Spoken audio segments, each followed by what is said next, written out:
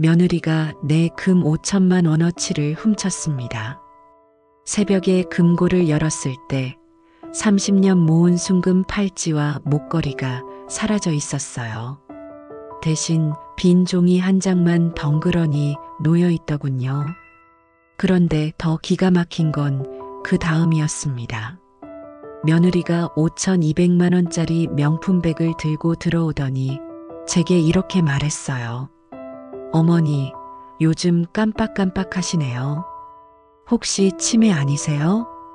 아들은 옆에서 고개를 끄덕이며 말했죠. 엄마, 병원 가봐요. 요양원도 알아봤어요. 그날 저는 결심했습니다. 이 며느리를 반드시 법정에 세우겠다고 말입니다. 지금부터 들려드릴 이야기는 68 박정옥 제 이야기입니다.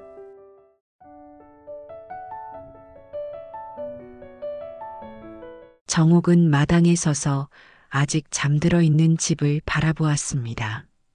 새벽 5시 세상이 깨어나기 전 이 시간만큼은 오롯이 자신만의 것이었지요. 거실로 들어서자 남편의 사진이 제일 먼저 눈에 들어왔습니다.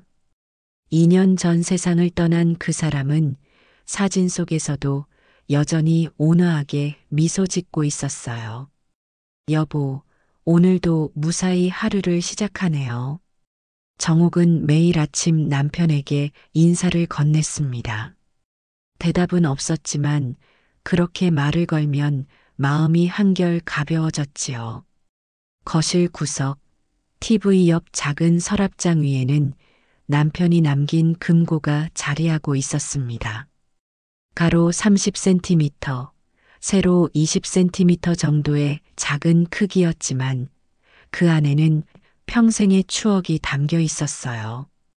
정옥은 매일 아침 금고를 부드러운 천으로 닦았습니다. 먼지 한 점 없이 반짝이는 검은색 표면을 보면 남편과 함께했던 40년의 세월이 떠올랐지요. 어머니, 일찍 일어나셨네요. 며느리 지수가 부엌에서 나오며 말을 건넸습니다. 지수는 언제나 단정한 옷차림을 유지했어요. 오늘도 하얀 블라우스에 베이지색 슬랙스를 입고 있었지요. 늘 공손한, 겉보기엔 완벽한 며느리였습니다. 응, 습관이 돼서 그래. 아침 준비는 내가 할게. 아니에요. 제가 할게요. 어머니는 쉬세요. 지수는 냉장고를 열며 재료를 꺼내기 시작했습니다.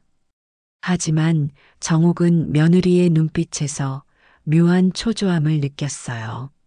뭔가를 재촉하듯 서둘러 움직이는 손놀림, 금고 쪽을 힐끗힐끗 쳐다보는 시선. 아무것도 아닐 수도 있었지만 60년 넘게 사람을 지켜본 정옥의 직감은 뭔가 이상하다고 말하고 있었어요. 아들 민수는 8시에 출근 준비를 하며 거실을 지나갔습니다. 엄마, 오늘 저녁 늦을 것 같아요. 회식이 있어서요. 40살의 아들은 중견 기업 과장으로 일하고 있었어요. 성실하고 착한 아들이었지만 가정사에는 언제나 무관심했지요. 아내와 어머니 사이에서 중립을 지키는 것이 최선이라고 생각하는 것 같았습니다. 그래, 조심해서 다녀와라. 정옥은 아들의 뒷모습을 바라보며 작은 한숨을 내쉬었습니다. 언제부터였을까요? 아들이 자신보다 아내의 편을 들기 시작한 것이 당연한 일이긴 했습니다. 결혼한 남자라면 아내를 우선시하는 게 맞으니까요. 하지만 가끔은 서운한 마음이 들었어요. 오전 10시 지수가 외출 준비를 했습니다. 어머니, 친구 만나고 올게요. 점심은 밖에서 먹고 올게요. 며느리는 가방을 들고 현관으로 향했어요. 그런데 이상했습니다. 평소 즐겨 들던 베이지색 가방이 아니라 한 번도 본 적 없는 검은색 핸드백을 들고 있었거든요. 가격이 꽤 나가 보이는 명품백이었습니다. 새 가방이구나. 아, 네. 세일해서 샀어요. 지수는 짧게 대답하고는 서둘러 나갔습니다. 현관문이 닫히는 소리가 유난히 크게 들렸어요. 정옥은 금고를 다시 한번 바라보았습니다. 잠금 장치는 제대로 잠겨 있었고 겉으로 보기엔 아무 문제가 없었어요. 하지만 마음 한구석이 불편했습니다. 점심을 혼자 먹으며 정옥은 남편을 떠올렸습니다. 그 사람은 늘 말했지요. 사람을 의심하지 마. 하지만 확인은 해야 해. 평생 작은 철물점을 운영하며 배운 지혜였어요. 사람을 믿되 장부는 매일 확인하고 금고는 이틀에 한 번씩 점검하는 것. 그게 남편의 방식이었습니다. 오후 3시 정옥은 금고 열쇠를 꺼내 들었습니다. 목에 걸고 다니는 작은 은색 열쇠였어요. 20년 넘게 몸에서 떼어본 적이 없었지요. 금고를 열 필요는 없었습니다. 그저 확인하고 싶었을 뿐이에요. 하지만 손이 열쇠 구멍으로 향하다가 멈췄습니다. 아직은 아니야. 며느리를 의심하는 건 좋지 않아. 정옥은 열쇠를 다시 5단에 넣었습니다. 하지만 마음속 불안은 가라앉지 않았어요. 그날 밤 잠자리에 들었을 때도 금고 생각이 머릿속을 떠나지 않았습니다. 남편의 목소리가 들리는 것 같았어요. 여보, 한번 확인해봐. 새벽 4시 정옥은 잠에서 깼습니다. 이유 없이 가슴이 두근거렸어요. 나이가 들면서 숙면하기가 어려워졌지만 오늘은 유독 잠이 오지 않았지요. 침대에서 일어나 거실로 나왔습니다.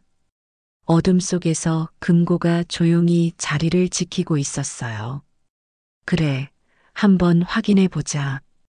정옥은 목에서 열쇠를 빼내 금고로 다가갔습니다. 손이 떨렸어요. 이상한 일이었습니다. 자기 것을 확인하는데 왜 이렇게 긴장이 되는지 모르겠었지요. 열쇠를 구멍에 넣고 천천히 돌렸습니다. 찰칵 소리가 유난히 크게 들렸어요. 금고 문이 열리고 정옥의 손이 멈췄습니다. 붉은색 보석함이 사라져 있었어요. 심장이 쿵 내려앉는 느낌이었어요. 손을 뻗어 금고 안을 더듬었습니다. 남편이 남긴 쪽지, 순금 팔찌, 목걸이 세트가 있어야 할 자리가 텅 비어 있었어요. 대신 하얀 종이 한 장만 덩그러니 놓여 있었습니다. 정옥은 그 종이를 꺼내 들었습니다. 아무것도 쓰여 있지 않았어요. 그저 빈 종이었지요. 누군가 원래 있던 물건을 빼내고 자리를 채우기 위해 아무 종이나 넣어둔 것 같았습니다. 이럴 수가. 정옥은 주저앉았습니다. 다리에 힘이 풀렸어요. 남편이 세상을 떠나기 전 그녀의 손을 잡고 말했던 것이 떠올랐습니다. 여보, 금고 안에 있는 건 당신 거야. 내가 평생 모은 거니까 당신이 필요할 때 써. 아무한테도 주지 마. 특히 남편은 말을 흐렸지만 정옥은 알았어요.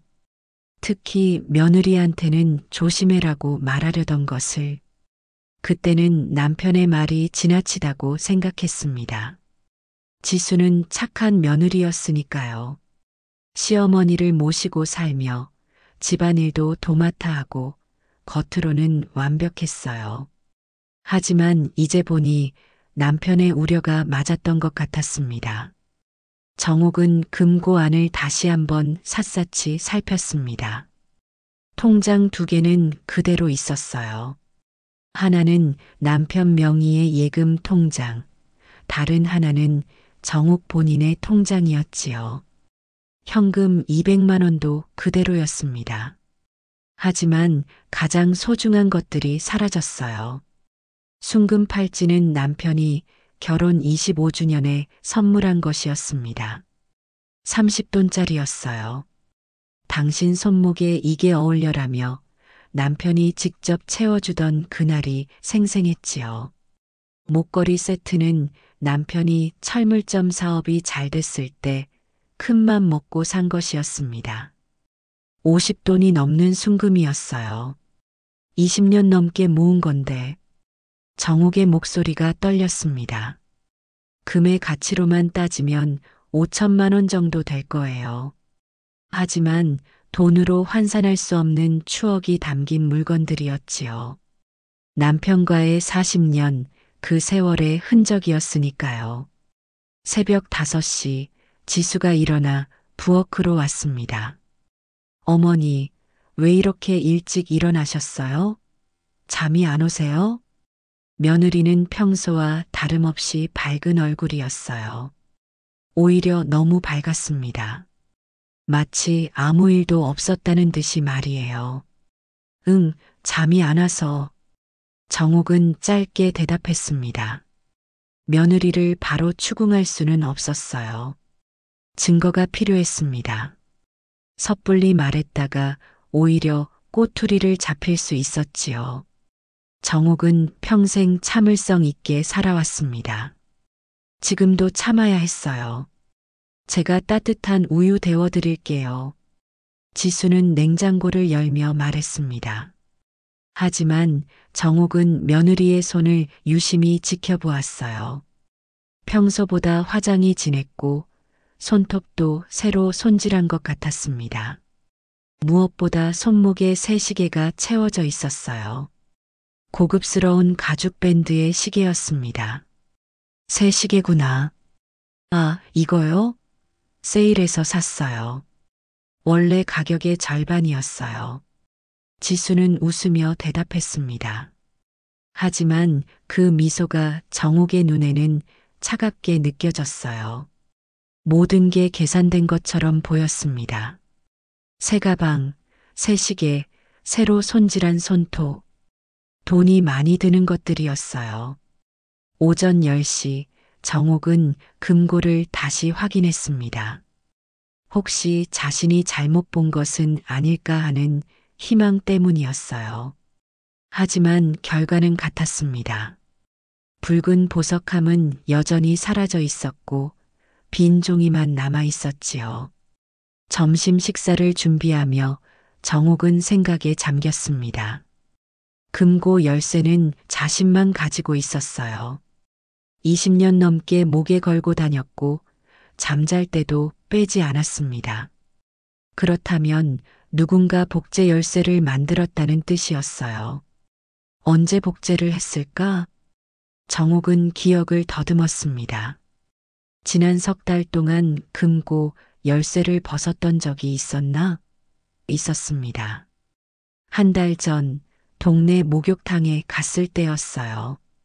사우나를 하며 열쇠를 옷장에 두었었지요. 그날은 웬일인지 지수도 함께 간다며 따라 나섰습니다. 어머니, 등 밀어드릴게요. 사우나 하시는 동안 우유도 사올게요. 유난히 싹싹하게 굴었던 그날이 떠올랐습니다. 그때였구나. 정욱은 깨달았습니다. 지수가 목욕탕 옷장의 열쇠를 몰래 가져가 복제했을 거예요. 동네 열쇠 가게에 가면 10분이면 만들 수 있으니까요. 그리고 다시 옷장에 넣어두면 정욱은 눈치채지 못했을 겁니다. 오후 3시 정욱은 금고를 5번째 확인했습니다. 다행히 통장과 현금은 계속 그대로였습니다. 하지만 가장 소중한 것들이 사라진 지금, 그게 무슨 의미가 있을까요? 밤 10시 아들 민수가 회식에서 돌아왔습니다. 술 냄새가 났어요. 엄마, 저 들어왔어요. 아들은 비틀거리며 방으로 들어갔습니다. 정욱은 아들에게 말하고 싶었지만 참았습니다. 취한 상태에서 말해봐야 제대로 된 대화가 되지 않을 테니까요. 그날 밤 정옥은 금고를 계속 바라보았습니다. 남편의 목소리가 들리는 것 같았어요. 여보, 포기하지 마. 꼭 찾아야 해. 정옥은 고개를 끄덕였습니다. 그래요. 포기할 수 없었습니다. 이건 돈의 문제가 아니라 자존심의 문제였지요. 사흘 뒤 정옥은 동네 슈퍼마켓에서 장을 보고 있었습니다. 계산대에서 돈을 내는데 옆줄에 지수가 서 있는 것이 보였어요. 며느리는 새 명품백을 들고 있었습니다. 그것도 아주 고급스러운 걸로요. 지수야. 아, 어머니. 여기 웬일이세요? 지수는 놀란 표정을 지었습니다. 하지만 금방 미소를 지으며 다가왔어요. 장 보러 나오셨어요? 제가 들어드릴게요. 새 가방이구나. 또 샀어? 정옥은 가능한 한 평온한 목소리로 물었습니다. 며느리를 자극해서는 안 됐어요. 아직은 때가 아니었지요. 아, 이거요? 친구 결혼 선물로 받았어요. 브랜드 행사가 있었대요. 지수는 자연스럽게 거짓말을 했습니다. 하지만 정옥은 그 가방의 가격을 알고 있었어요. 작년에 백화점 명품관을 지나다 본 적이 있었거든요. 1,000만 원이 훌쩍 넘는 가격이었습니다. 집으로 돌아온 정옥은 조용히 전화를 걸었습니다. 20년 넘게 알고 지낸 동네 금은방 사장님에게요. 사장님, 저 정옥인데요. 혹시 최근에 저희 집 사람이 금을 팔러 온 적 있나요? 아, 사모님. 네, 지난주에 오셨어요. 며느님이 오셨더라고요. 정옥의 심장이 멎는 것 같았습니다. 뭘 파셨나요? 순금 팔찌하고 목걸이 세트요. 그리고 골드바 2개도요. 어머님이 부탁하셨다고 하시던데요. 얼마에 파셨어요? 시세대로 쳐드렸죠. 5천만 원 정확히 드렸습니다. 현금으로 드렸어요. 정옥은 전화를 끊고 주저앉았습니다. 5천만 원. 남편과 평생 모은 금이 5천만 원에 사라진 거였어요. 그것도 며느리 손에 의해서 말이에요. 30년을 아껴 모은 신뢰가 이렇게 하루 만에 깨지다니. 정옥은 중얼거렸습니다. 목소리가 떨렸어요. 분노보다는 배신감이 컸습니다. 어떻게 이럴 수 있을까요? 10년을 함께 살았는데 어떻게 시어머니의 금고를 털 수 있단 말인가요? 오후 2시 정옥은 지수가 외출한 사이에 부엌 청소를 시작했어요. 싱크대 아래 수납장을 정리하다가 이상한 것을 발견했습니다. 작은 비닐봉지 안에 금고 열쇠와 똑같이 생긴 열쇠가 들어 있었어요.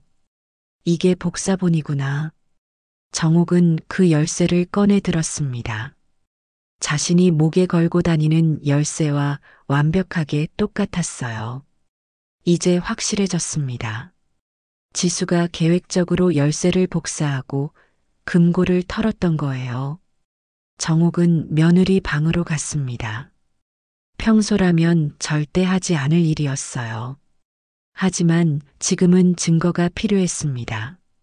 옷장을 열었어요. 새 옷들이 가득했습니다. 가격표가 붙은 것도 여럿 보였어요. 모두 100만 원이 넘는 고급 브랜드였지요.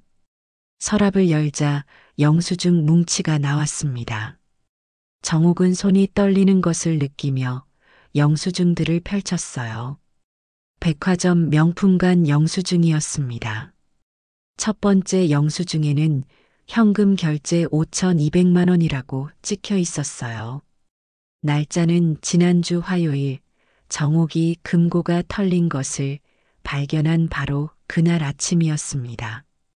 5,200만 원. 정옥은 영수증을 보며 눈물이 났습니다. 분노의 눈물이 아니었어요. 슬픔의 눈물이었지요. 며느리가 이렇게까지 할 줄은 몰랐습니다. 다른 영수증들도 확인했습니다. 시계 300만 원, 구두 200만 원, 핸드백 1000만 원. 며느리는 금을 팔아서 받은 돈을 단 일주일 만에 다 써버린 것이었습니다. 정옥은 영수증들을 사진으로 찍었습니다.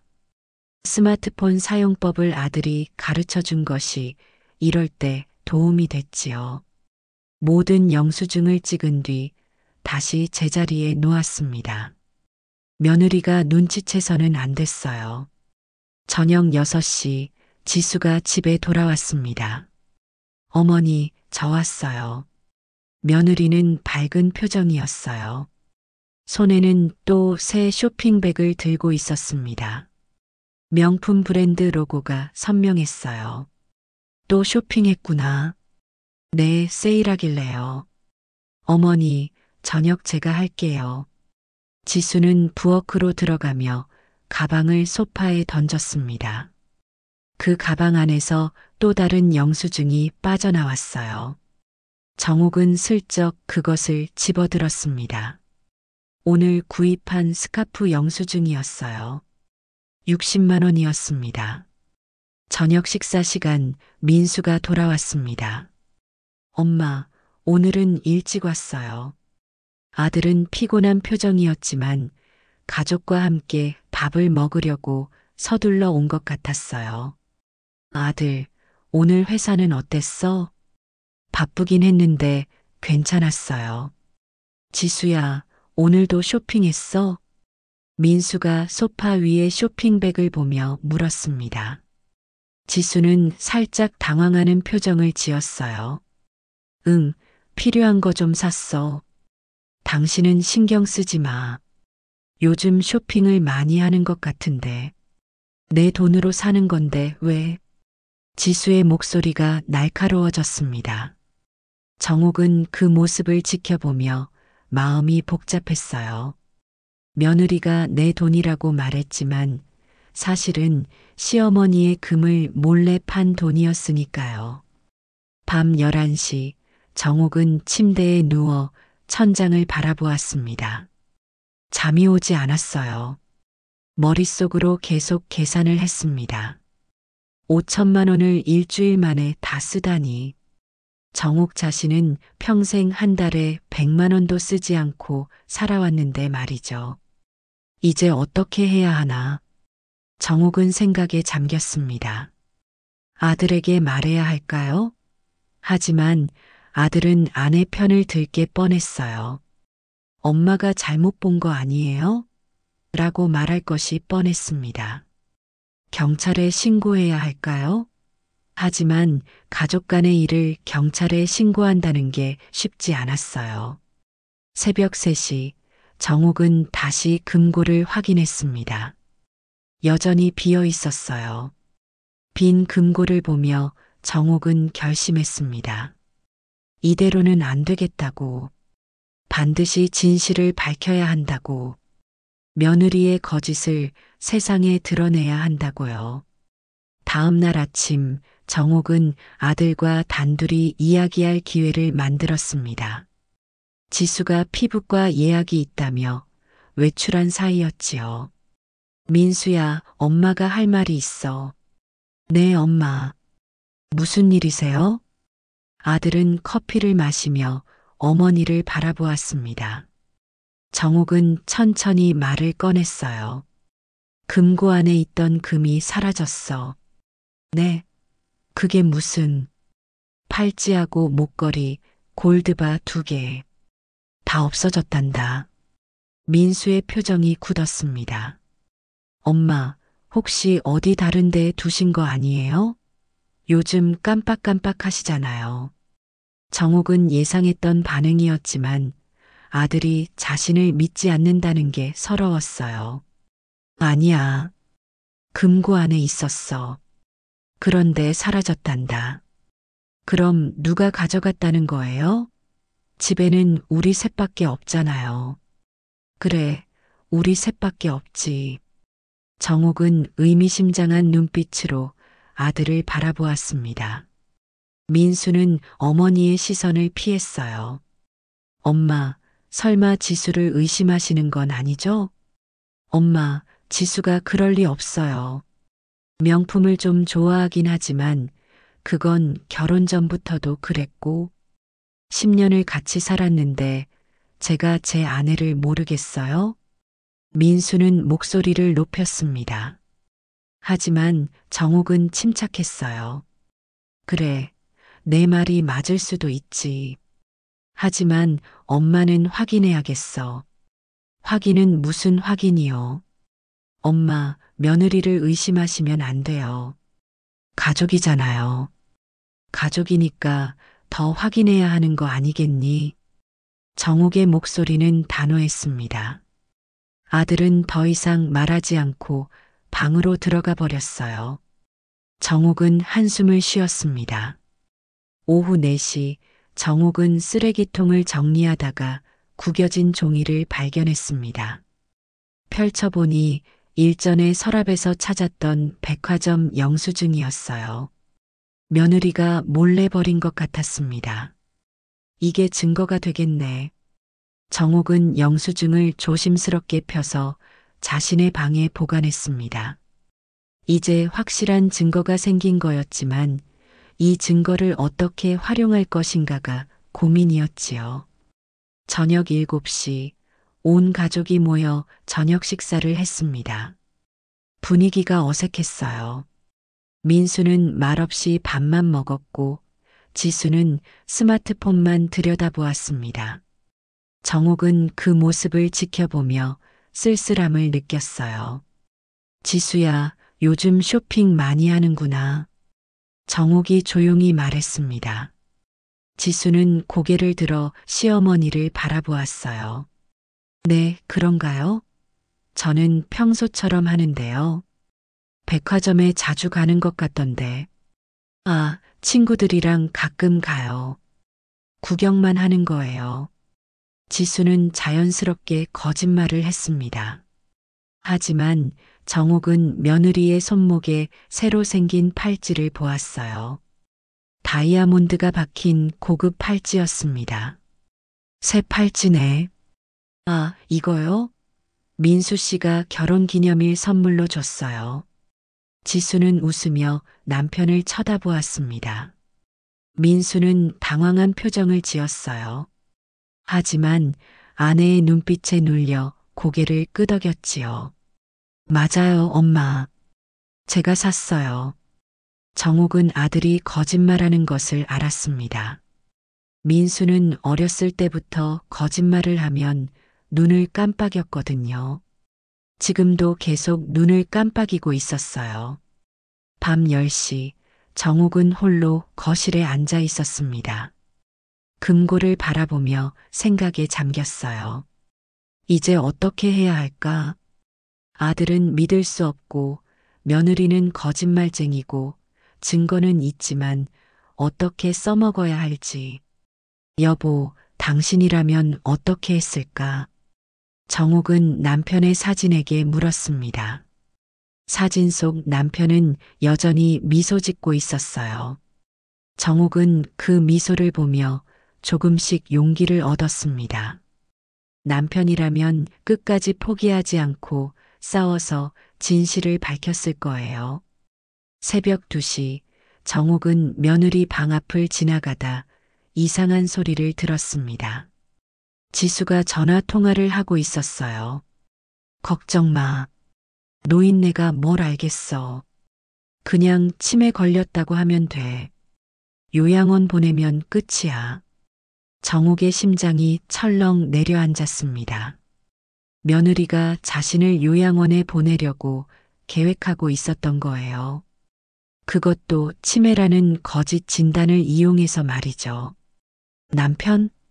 걱정 없어. 내 편이야. 어머니보다 내 말을 더 믿으니까. 지수의 목소리는 차갑고 계산적이었습니다. 정옥은 그 목소리를 듣고 소름이 돋았어요. 10년을 함께 산 며느리가 이렇게 차가운 사람이었다니. 정옥은 조용히 자신의 방으로 돌아왔습니다. 더 이상 기다릴 수 없었어요. 지금 행동하지 않으면 며느리의 계략대로 요양원에 갈 수도 있지 않겠어요? 다음 날 아침 정옥은 이웃 김 여사의 집을 찾아갔습니다. 김 여사는 20년 넘게 옆집에 살며 친하게 지내는 사이였지요. 정옥 씨, 무슨 일이야? 표정이 안 좋은데. 여사님, 제 부탁 하나만 들어주실 수 있을까요? 무슨 일인데 그래? 말해봐. 정옥은 그동안 있었던 일을 모두 털어놓았습니다. 금고가 털린 일, 며느리의 명품 쇼핑, 요양원 계획까지. 김 여사는 정옥의 이야기를 들으며 고개를 끄덕였어요. 그 며느리가 그런 짓을 했어? 네. 저도 믿을 수 없었어요. 하지만 증거가 있어요. 정옥은 영수증 사진과 복사 열쇠를 보여주었습니다. 김 여사는 심각한 표정을 지었어요. 이건 범죄야, 정옥 씨. 당장 경찰에 신고해야 해. 그게 아들이 믿지 않아요. 며느리 편을 들거든요. 그래도 이건 넘어갈 일이 아니야. 5천만 원이라니. 그건 정옥 씨 노후 자금이잖아. 김 여사의 말이 맞았습니다. 정옥은 결심했어요. 여사님, 혹시 제가 부탁하면 증거 하나만 맡아주실 수 있을까요? 며느리가 제 방을 뒤질 수도 있어서요. 그럼 당연하지. 뭐든 맡겨. 정옥은 영수증 원본과 복사 열쇠, 그리고 금은방 사장과의 통화 녹음 파일을 김 여사에게 건넸습니다. 이걸 안전하게 보관해 주세요. 제가 찾으러 올 때까지요. 걱정 마. 내가 잘 보관할게. 힘내. 당신은 잘못한 게 하나도 없어. 집으로 돌아온 정옥은 남편의 유언장을 꺼내 들었습니다. 2년 전 남편이 세상을 떠나기 직전에 작성한 것이었어요.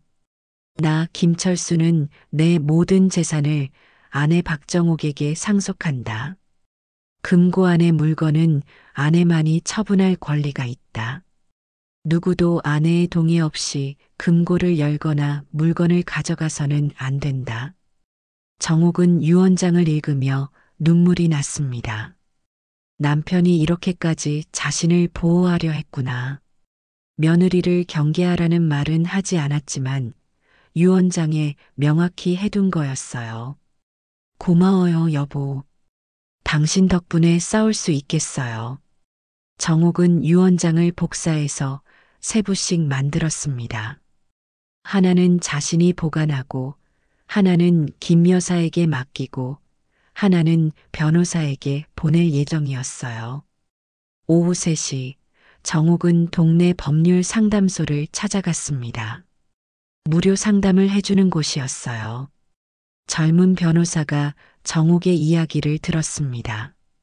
이건 명백한 절도죄입니다. 게다가 사문서 위조, 사기 미수까지 해당할 수 있어요. 그럼 제가 고소할 수 있나요? 당연하죠. 증거도 충분하고요. 영수증, 복사 열쇠, 금은방 거래 기록이 있으니 승소 가능성이 높습니다. 변호사의 말에 정옥은 조금 안심했습니다. 하지만 여전히 마음 한구석이 불편했어요. 그런데 변호사님, 제가 며느리를 고소하면 가족이 깨지잖아요. 어르신, 이미 가족은 깨진 겁니다. 며느리가 어르신을 가족으로 생각했다면 이런 짓을 했을까요? 변호사의 말이 가슴에 와 닿았습니다. 맞아요. 이미 가족은 깨진 거였어요. 이제 정옥이 지킬 것은 자신의 자존심과 권리였습니다. 알겠습니다. 고소하겠습니다. 좋은 결정입니다. 필요한 서류를 준비해 드릴게요. 집으로 돌아온 정옥은 방에 혼자 앉아 생각에 잠겼습니다. 정말 고소를 해야 할까? 아들은 어떻게 될까? 하지만 이내 마음을 다잡았어요. 지킬 사람도 없는데 이제 무슨 의미가 있겠어. 정옥은 중얼거렸습니다. 아들은 이미 어머니보다 아내를 선택했어요. 며느리는 시어머니를 요양원에 보낼 계획을 세우고 있었고요. 이제 정옥이 지킬 것은 자기 자신뿐이었습니다. 집으로 돌아온 정옥은 책상 앞에 앉아 편지를 쓰기 시작했습니다. 아들에게 쓰는 편지였어요. 민수야, 엄마는 너를 사랑한다. 너를 낳아 키우며 행복했단다. 하지만 이제는 엄마도 내 인생을 살아야겠어. 내가 엄마를 믿지 않는다면 엄마는 법이 믿어줄 거야. 미안하구나. 편지를 쓰며 눈물이 났습니다. 하지만 참았어요. 지금은 눈물 흘릴 때가 아니었습니다. 싸워야 할 때였지요.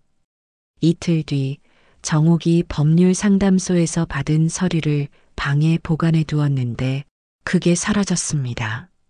누군가 방을 뒤진 것이 분명했어요. 어머니, 이게 뭐예요? 지수가 서류를 들고 거실로 나왔습니다. 표정이 차갑게 굳어 있었어요. 정옥은 침착하게 대답했습니다. 보면 알잖니. 고소장이야. 제가 뭘 잘못했다고 고소를 해요?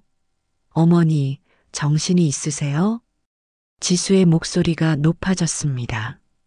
하지만 정옥은 흔들리지 않았어요. 내가 내 금을 훔쳤잖니. 5천만 원어치를. 훔쳤다고요? 증거 있으세요? 있지. 영수증, 복사 열쇠, 금은방 거래 기록 다 있어. 정옥의 말에 지수의 얼굴이 하얗게 질렸습니다. 하지만 이내 다시 차가운 표정을 지었어요. 어머니, 요즘 깜빡깜빡 하시잖아요. 혹시 치매 검사 받아보신 적 있어요?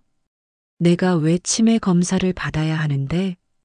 자꾸 이상한 소리를 하시니까요. 없는 일을 있다고 하시고, 저를 의심하시고, 이건 명백한 치매 증상이에요. 지수는 오히려 정옥을 공격하기 시작했습니다. 민수 씨, 지수가 방에 있던 남편을 불렀습니다. 어머니가 이상한 말씀을 하세요. 저를 고소하겠대요. 엄마, 진짜 왜 그러세요? 지수는 아니라니까요. 민수는 어머니를 바라보았습니다. 정옥은 아들의 눈빛에서 불신을 읽었어요. 지수가 내 금을 훔쳐서 명품을 샀어. 5천만 원어치를. 엄마, 그게 무슨 말씀이에요? 지수가 왜 그런 짓을 해요? 증거가 있어. 영수증도 있고 복사 열쇠도 있어. 정옥은 차분하게 말했습니다. 하지만 민수는 고개를 저었어요. 엄마, 요즘 건망증이 심하시잖아요. 통장도 그대로고 현금도 있다면서요. 혹시 다른 데 두신 거 잊으신 거 아니에요? 나는 멀쩡해. 내가 믿지 않는 거지. 엄마, 지수는 그럴 사람이 아니에요. 10년을 같이 살았는데 제가 제 아내를 모르겠어요? 민수는 아내의 편을 들었습니다. 며느리는 이미 이런 상황을 예상하고 금만 가져간 것 같았습니다. 저를 치매 환자로 몰아 병원에 보내려고요. 정옥은 예상했던 일이었지만 그래도 가슴이 아팠어요. 여보, 어머니 치매 검사 받고 노인병원 가셔야겠어요. 지수가 남편에게 속삭였습니다. 하지만 정옥에게도 들릴 만큼 큰 소리였어요. 일부러 들으라고 한 것 같았습니다. 그래, 그게 좋겠어. 엄마, 내일 병원 가요. 검사라도 좀 받아보세요. 나는 안 가. 엄마, 이러시면 안 돼요. 건강을 위해서라도. 내가 멀쩡하다니까. 정옥의 목소리가 높아졌습니다. 하지만 아들과 며느리는 오히려 서로를 바라보며 고개를 끄덕였어요. 그날 밤 정옥은 방에 혼자 앉아 울었습니다. 억울했어요. 자신은 피해자인데 오히려 치매 환자 취급을 받고 있었으니까요. 아들은 믿어주지 않았고 며느리는 교묘하게 상황을 역이용하고 있었습니다. 이대로는 안 돼. 정옥은 눈물을 닦으며 결심했습니다. 더 확실한 증거가 필요했어요. 며느리가 부인할 수 없는 결정적인 증거 말이에요. 다음 날 새벽 정옥은 집을 나섰습니다. 김 여사의 집으로 맡겨둔 증거를 찾으러 가는 길이었습니다. 여사님, 제가 맡긴 거 좀 주세요. 정옥 씨, 무슨 일 있었어? 얼굴이 안 좋은데.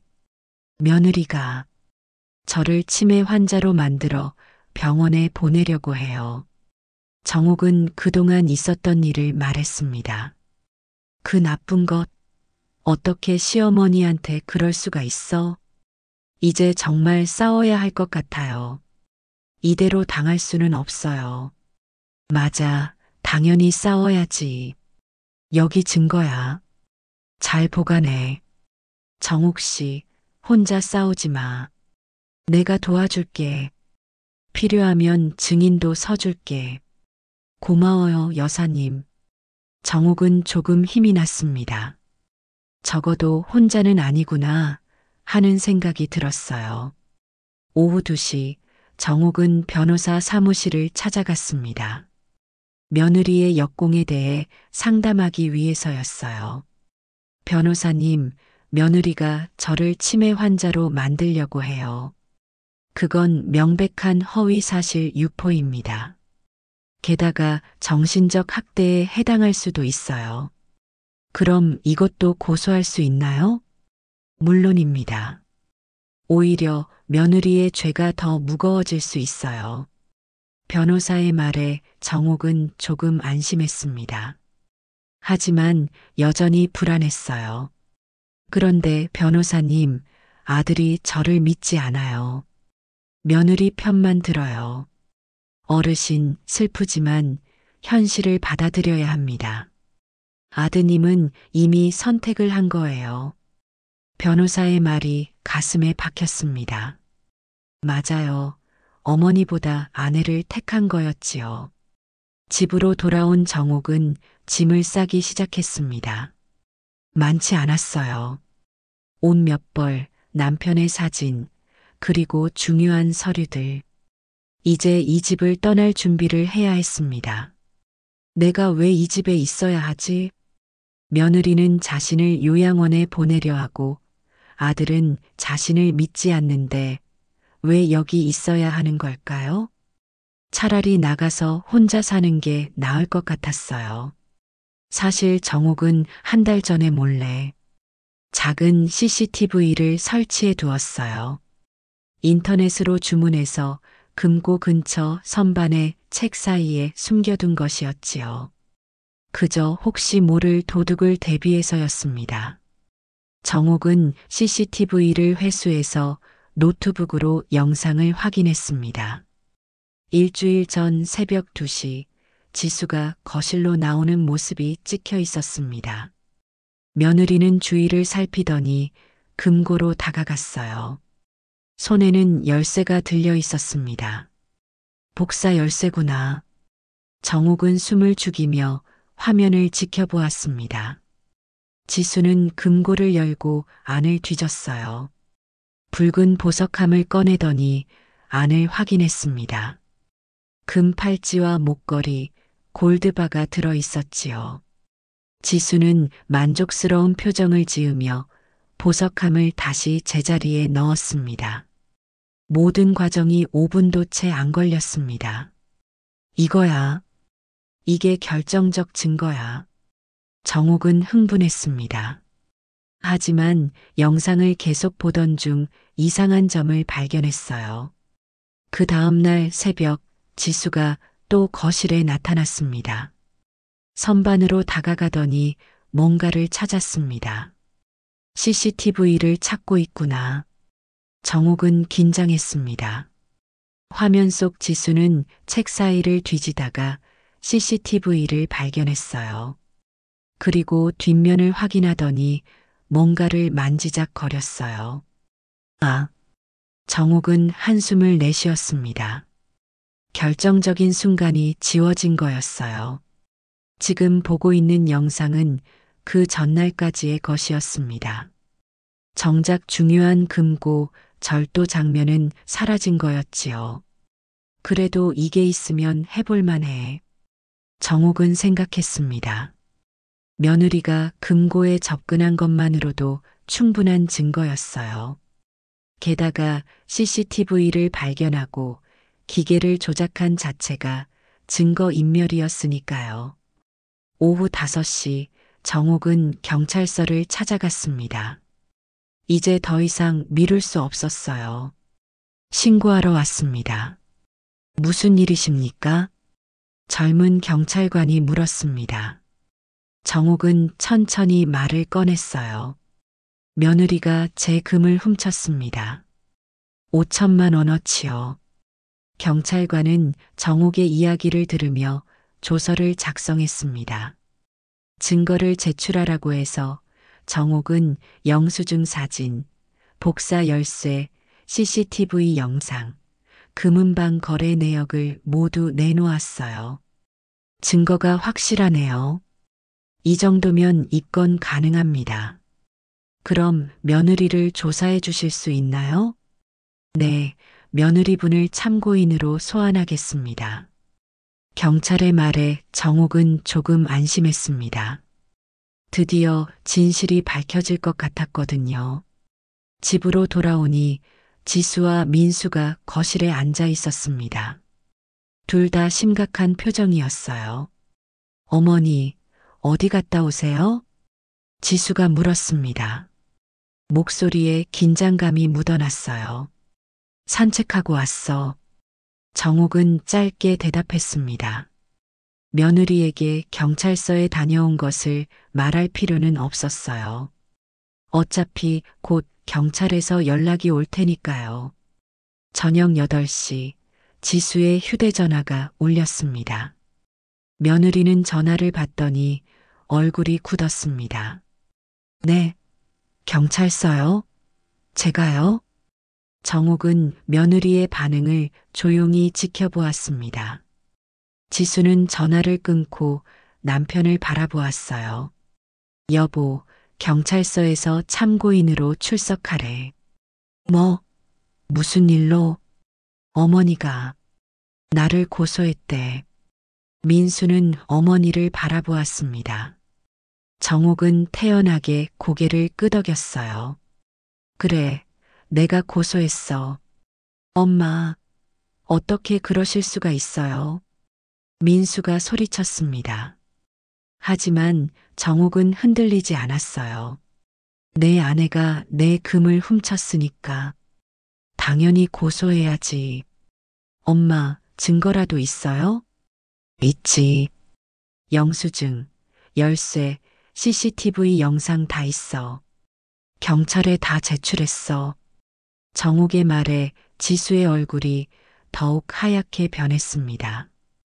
며느리는 이제 더 이상 거짓말을 할 수 없었어요. 어머니, 그건 뭐가? 내가 훔친 거 맞잖아. 정옥은 차갑게 말했습니다. 그동안 참았던 분노가 터져 나왔어요. 나는 10년을 너를 믿고 살았어. 착한 며느리라고 생각했지. 근데 넌 뭘 했어? 내 금고를 털었잖아.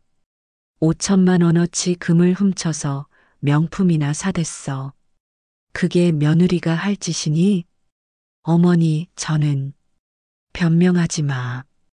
이제 경찰이 다 밝혀낼 거야.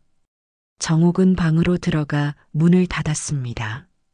밖에서 지수가 우는 소리가 들렸어요. 하지만 정옥은 마음이 흔들리지 않았습니다. 이제 시작일 뿐이었어요. 사흘 뒤 지수는 정옥과 함께 경찰서에 출석했습니다. 조사실에서 지수는 계속 부인했습니다. 제가 아니에요. 어머니가 치매기가 있으셔서 착각하신 거예요. 하지만 경찰은 증거를 하나씩 제시하며 지수를 압박했어요. 영수증, 복사 열쇠, CCTV 영상, 금은방 거래 내역 등등 모든 게 지수에게 불리했습니다. 이 영수증은 당신 명의로 결제된 거 맞죠? 그건 세일에서 산 거예요. 5,200만 원을 세일로요? 그것도 현금으로요? 경찰의 추궁에 지수는 대답하지 못했습니다. 그리고 이 복사 열쇠는 당신 집 싱크대에서 발견됐어요. 설명해 주시겠어요? 그건 잘 모르겠어요. CCTV에 당신이 금고에 접근하는 모습도 찍혔어요. 어떻게 설명하시겠어요? 지수는 더 이상 대답하지 못했습니다. 손이 떨리고 있었어요. 거짓말이 들통난 것이었지요. 조사가 끝난 뒤 정옥은 경찰관에게 물었습니다. 이제 어떻게 되나요? 증거가 확실하니 불구속 입건하겠습니다. 검찰로 송치될 거예요. 감옥에 가나요? 그건 재판에서 결정될 겁니다. 하지만 초범이고 전액 배상하면 집행유예 받을 수도 있어요. 일주일 뒤 정옥은 보석 감정소를 찾아갔습니다. 사장님, 혹시 최근에 저희 집 며느리가 온 적 있나요? 아, 네. 며느님 얼마 전에 오셨어요. 정옥의 심장이 쿵 내려앉았습니다. 뭐하러 왔나요? 금 팔찌를 감정받으러 오셨더라고요. 그걸 팔고 도금 제품을 사고 싶다고 하셨어요. 네, 그게 무슨... 근데 며느님이 가져온 팔찌가 금도금이었어요. 금인 줄 아시던데 아니라고 하니 당황하다 다시 가져가셨어요. 정옥은 그제야 깨달았습니다. 며느리가 자기 금을 팔아서 가짜를 사려고 했던 거예요. 금고에 몰래 다시 넣어두려고 말이에요. 제가 금고를 자주 열지 않으니 진짜를 가져가고 가짜로 채워두려던 거였어요. 정옥은 금은방으로 향했습니다. 사장을 만나 사정을 설명했어요. 사장님, 며느리가 판 그 금이요. 혹시 아직 있나요? 아, 그거요? 아직 안 팔았어요. 창고에 보관 중이에요. 정말요? 그럼 제가 다시 살 수 있나요? 정옥은 5천만 원을 은행에서 급히 대출받아 금을 도로 샀습니다. 금을 들고 집으로 돌아온 정옥은 금고에 다시 넣었습니다. 붉은 보석함 안에 금 팔찌와 목걸이가 반짝이고 있었어요. 남편의 사진을 바라보며 정옥은 말했습니다. 여보, 돌려받았어요. 우리 금을 다시 찾았어요. 눈물이 났습니다. 기쁨의 눈물이었어요. 남편과의 추억이 담긴 금을 되찾은 것이 너무 감격스러웠습니다. 이틀 뒤 재판이 있었습니다. 지수는 법정에 섰어요. 판사 앞에서 며느리는 작아 보였습니다. 피고인은 혐의를 인정합니까? 네, 인정합니다. 지수는 고개를 숙이며 말했습니다. 더 이상 부인할 수 없었어요. 그럼 피해자에게 할 말이 있습니까? 지수는 정옥을 바라보았습니다. 눈에 눈물이 고여 있었어요. 어머니, 죄송해요. 제가 잘못했어요. 하지만 정옥은 대답하지 않았습니다. 지금의 사과는 진심이 아니었어요. 들킨 후에 하는 사과일 뿐이었지요. 제가 그날 금고를 열어보지 않았다면 아마 저는 죽을 때까지도 몰랐을 거예요. 판사는 판결을 내렸습니다. 피고인 이지수에게 징역 1년에 집행유예 2년을 선고한다. 피해자에게 5천만 원을 배상하라. 정옥은 판결을 듣고 법정을 나왔습니다. 한 달 뒤 정옥은 작은 원룸으로 이사했습니다. 아들의 집을 떠나기로 결심한 것이었어요. 더 이상 그 집에서 며느리와 얼굴을 마주하고 싶지 않았습니다. 엄마, 정말 나가시려고요? 민수가 이삿짐을 나르며 물었습니다. 아들의 목소리에는 미안함이 묻어 있었어요. 그래, 이제 내 인생을 살고 싶구나. 민수는 어머니 앞에서 무릎을 꿇었습니다.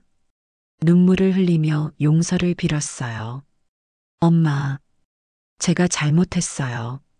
엄마를 믿었어야 했는데. 정옥은 아들의 머리를 쓰다듬었습니다. 화가 났지만 그래도 아들이었으니까요. 일어나라. 이제 됐어.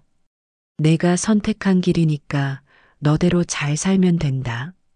엄마, 사실 이 집도 압류당했어요.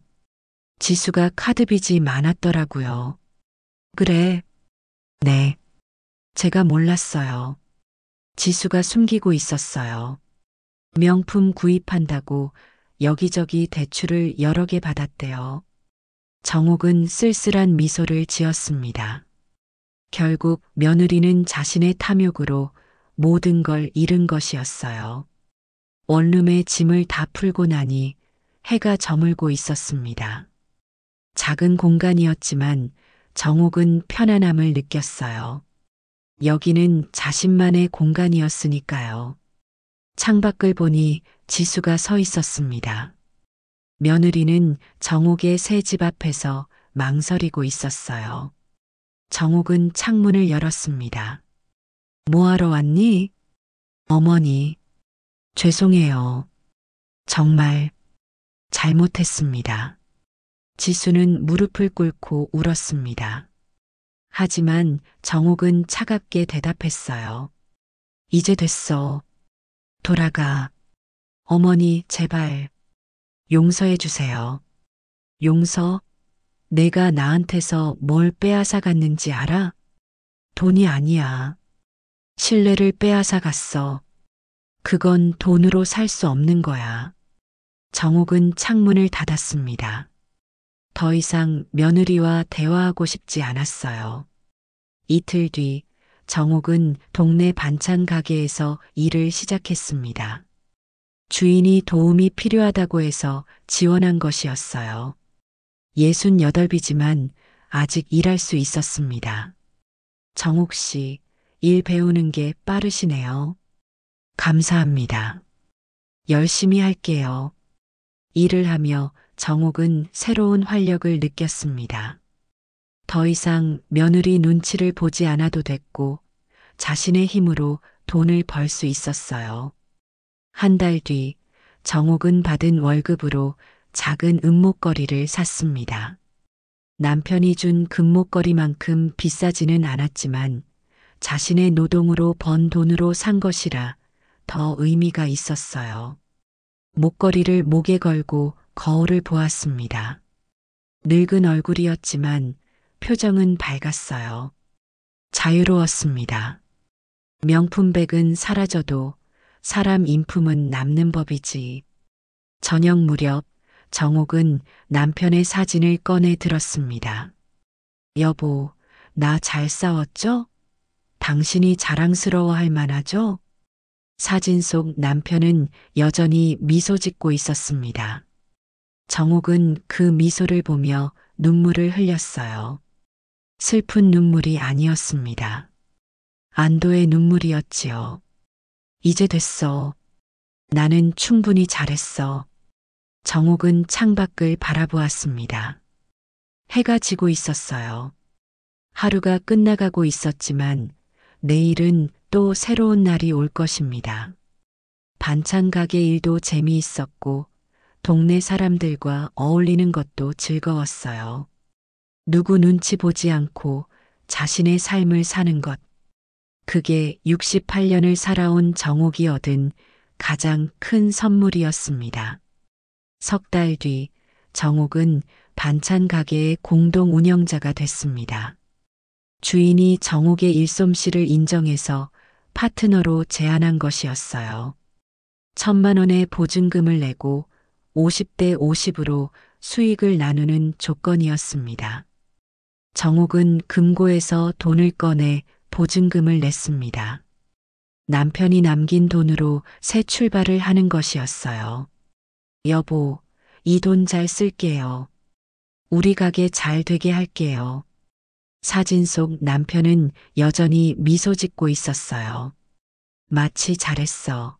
여보라고 말하는 것 같았습니다. 1년 뒤 정옥의 반찬 가게는 동네에서 제일 잘 되는 가게가 됐습니다.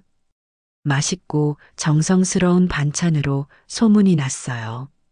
정옥은 매일 새벽 5시에 일어나 반찬을 만들었습니다. 힘들었지만 행복했어요. 어느 날 가게에 아들 민수가 찾아왔습니다. 엄마, 지수랑 이혼했어요. 정옥은 놀라지 않았습니다. 예상했던 일이었으니까요. 그래, 그게 나았겠구나. 엄마, 다시 같이 살 수 없을까요? 제가 모실게요. 민수는 어머니의 손을 잡았습니다. 하지만 정옥은 고개를 저었어요. 아니야. 난 여기가 좋아.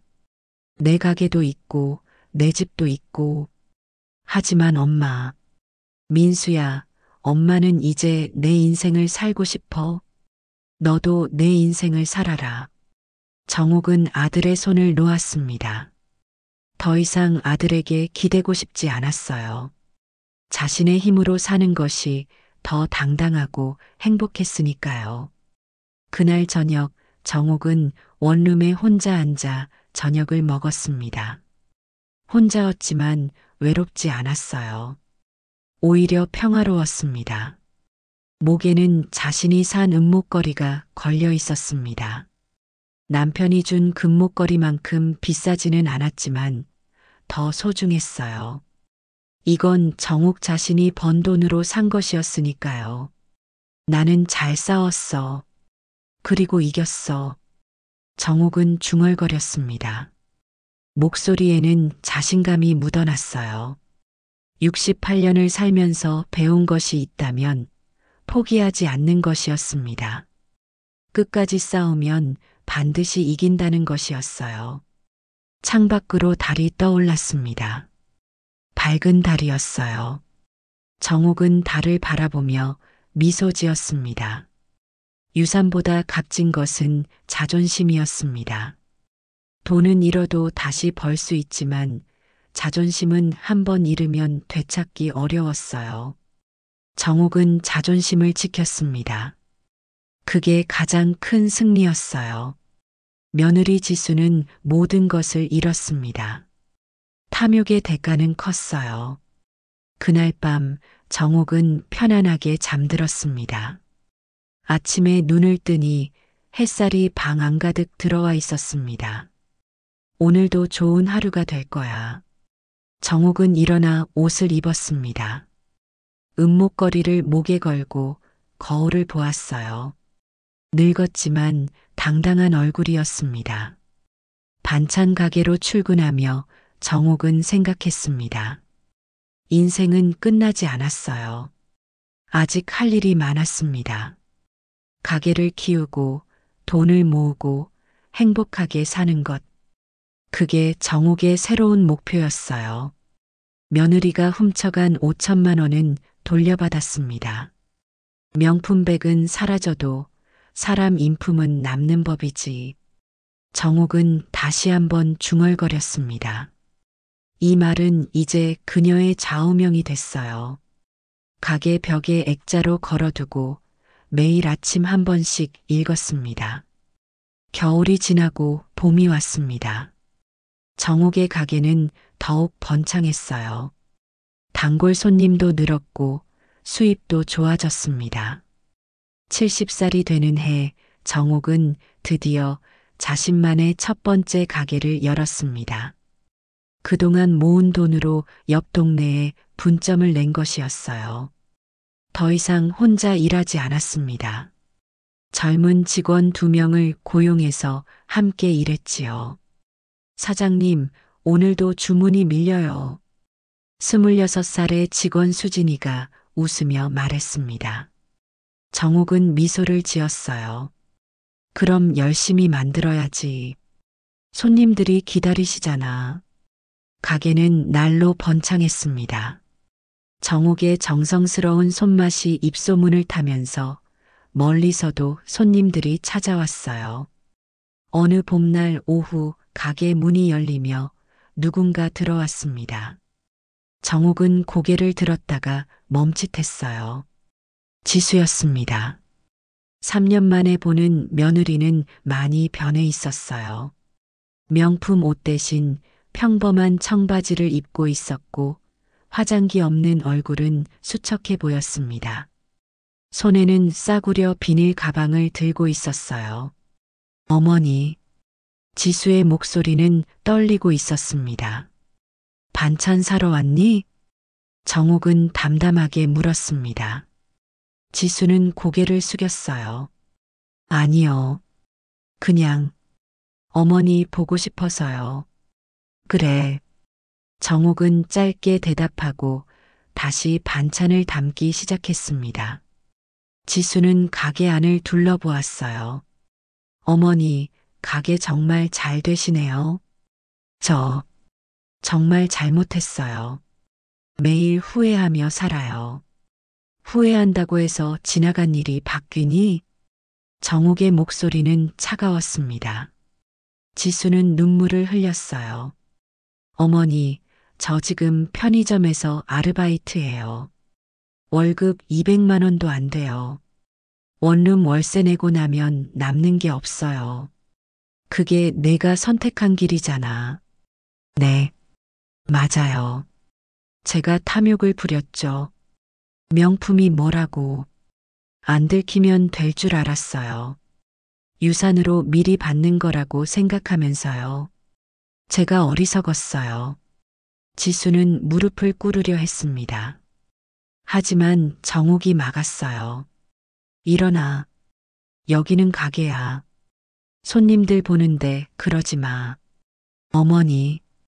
지수야, 나는 너를 용서할 수 없어. 하지만 내가 후회하며 산다는 건 알겠어. 이제 그만 가거라. 정옥은 돌아섰습니다.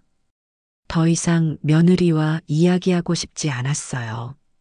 지수는 한참을 서 있다가 조용히 나갔습니다. 직원 수진이가 조심스럽게 물었습니다. 사장님, 괜찮으세요? 응, 괜찮아. 이미 끝난 일이야. 정옥은 담담하게 대답했습니다. 가슴이 아프긴 했어요. 하지만 용서는 할 수 있어도 잊을 수는 없었어요. 그날 저녁 정옥은 집으로 돌아와 금고를 열었습니다. 남편이 남긴 금 팔찌와 목걸이가 여전히 반짝이고 있었어요. 이제는 여기에 정옥 자신이 번 돈도 함께 있었습니다. 2천만 원의 현금이었지요. 여보, 나 잘하고 있죠? 정옥은 남편의 사진에게 말했습니다. 사진 속 남편은 여전히 미소 짓고 있었어요. 석 달 뒤 민수가 다시 가게를 찾아왔습니다. 손에는 작은 선물 상자를 들고 있었어요. 엄마, 생신 축하드려요. 내가 기억하고 있었구나. 정옥은 놀랐습니다. 깜빡하고 있었는데 아들이 기억해 준 것이었지요. 민수는 상자를 건넸습니다. 열어보니 작은 금반지가 들어 있었어요. 민수야. 엄마, 정말 죄송했어요. 저는 형편없는 아들이었어요. 하지만 이제는 엄마가 얼마나 대단한 분인지 알겠어요. 민수는 눈물을 흘렸습니다. 정옥은 아들의 머리를 쓰다듬었어요. 그래, 이제 알았으면 됐어. 내 앞길이나 잘 챙겨라. 엄마, 전 재혼 안 할 거예요. 그냥 혼자 살면서 엄마 자주 뵐게요. 그래, 내 맘대로 해라. 정옥은 아들을 안아주었습니다. 여전히 서운함은 남아 있었지만 그래도 아들이었어요. 피는 물보다 진했습니다. 72살이 되던 해 정옥은 두 번째 가게를 열었습니다. 이제 정옥의 반찬 가게는 지역에서 제일 유명한 브랜드가 됐어요. 프랜차이즈 제안도 여러 개 들어왔습니다. 사장님, 대단하세요. 72의 사업을 이렇게 키우시다니. 거래처 사장이 감탄하며 말했습니다. 정옥은 웃으며 대답했어요. 나이는 숫자일 뿐이에요. 마음만 먹으면 뭐든 할 수 있죠. 그 말은 진심이었습니다. 정옥은 68살에 새로 시작했어요. 남들은 늙었다고 했지만 정옥은 포기하지 않았습니다. 그 결과 지금의 성공이 있었지요. 어느 겨울날 정옥은 동네를 산책하다가 이상한 광경을 목격했습니다. 지수가 길거리에서 전단지를 나눠주고 있었어요. 추운 날씨에 얇은 점퍼만 입고서 말이에요. 정옥은 며느리를 지나쳤습니다. 지수는 정옥을 알아보지 못했어요. 지수는 모든 것을 잃었어요. 남편, 집, 일자리, 명품, 그리고 무엇보다 자존심을 잃었습니다. 카페에 들어가 따뜻한 커피를 마시며 정옥은 창밖을 바라보았습니다. 지수가 여전히 전단지를 나눠주고 있었어요. 정옥은 자리에서 일어나 지수에게 다가갔습니다. 손에는 따뜻한 커피 한 잔을 들고 있었어요. 춥지? 이거라도 마셔. 지수는 놀란 표정으로 정옥을 바라보았습니다. 어머니, 받아.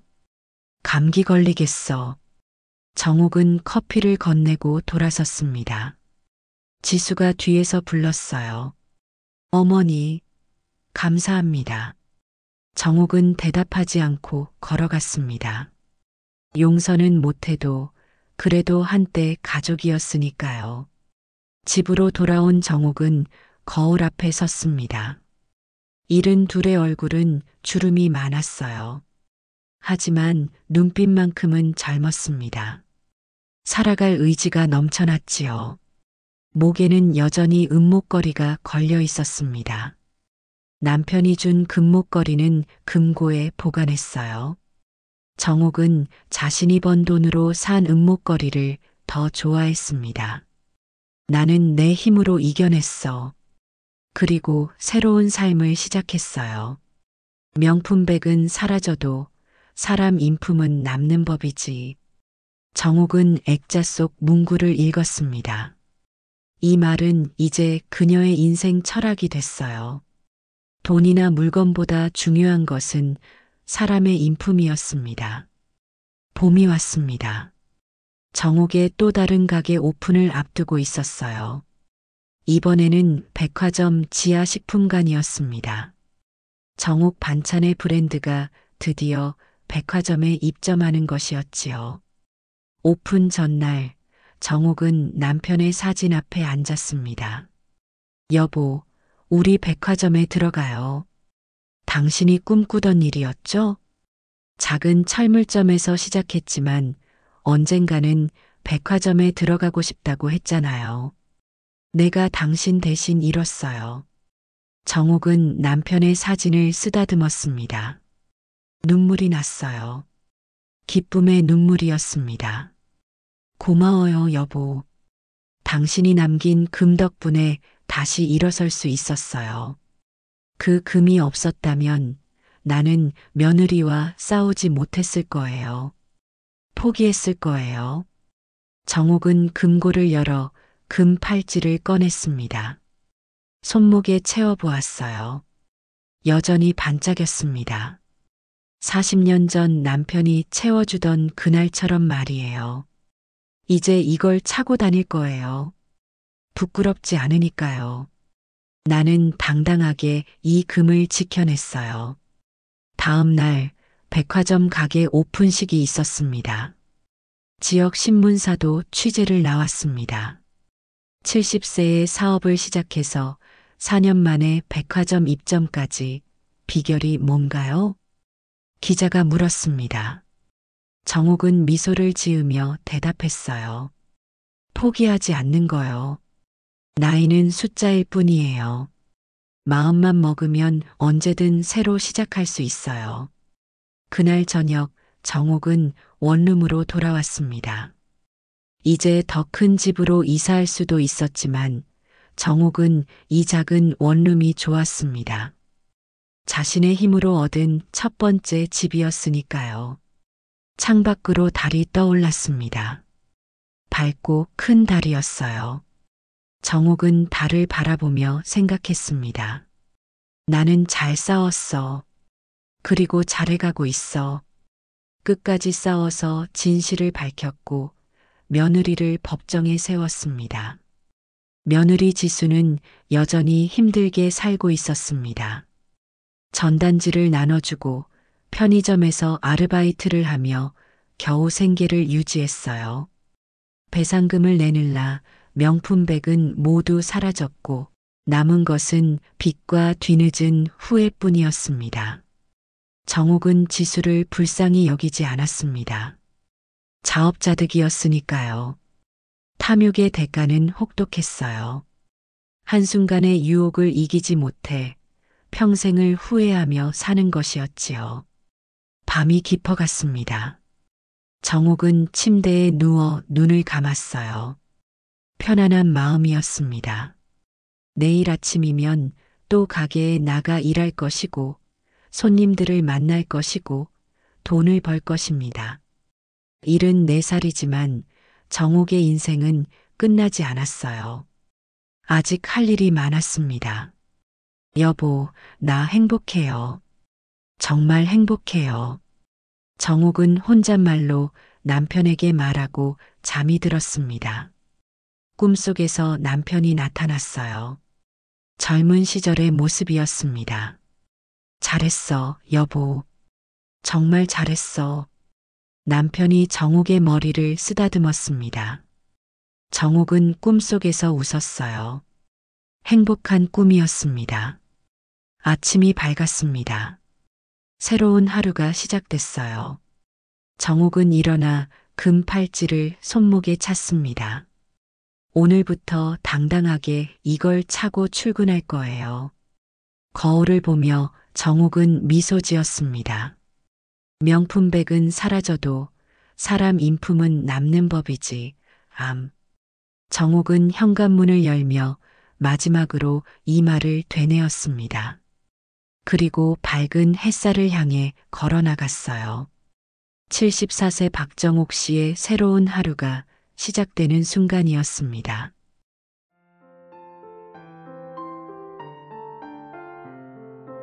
정옥 씨의 이야기 여기까지입니다. 72살에 새로 시작한 그녀는 지금도 매일 새벽 5시에 일어나 반찬을 만들고 있습니다. 정옥 씨는 끝까지 싸워서 자존심을 지켰습니다. 그리고 새로운 인생을 얻었습니다. 혹시 여러분도 비슷한 경험이 있으신가요? 가족에게 배신당한 적, 억울한데 아무도 믿어주지 않았던 적, 나이 들었다고 무시당한 적이 있으신가요? 댓글로 여러분의 이야기를 들려주세요. 나이는 정말 숫자일 뿐입니다. 60살이든 70살이든 80살이든 포기하지 않으면 언제든 다시 시작할 수 있습니다. 여러분도 할 수 있습니다. 오늘 이야기가 힘이 되셨다면 좋아요 버튼으로 응원해 주세요. 그리고 구독과 알림 설정까지 해주시면 더 많은 이야기로 찾아뵙겠습니다. 여러분, 오늘도 건강하시고 당당하게 사시길 바랍니다. 시청해 주셔서 감사합니다.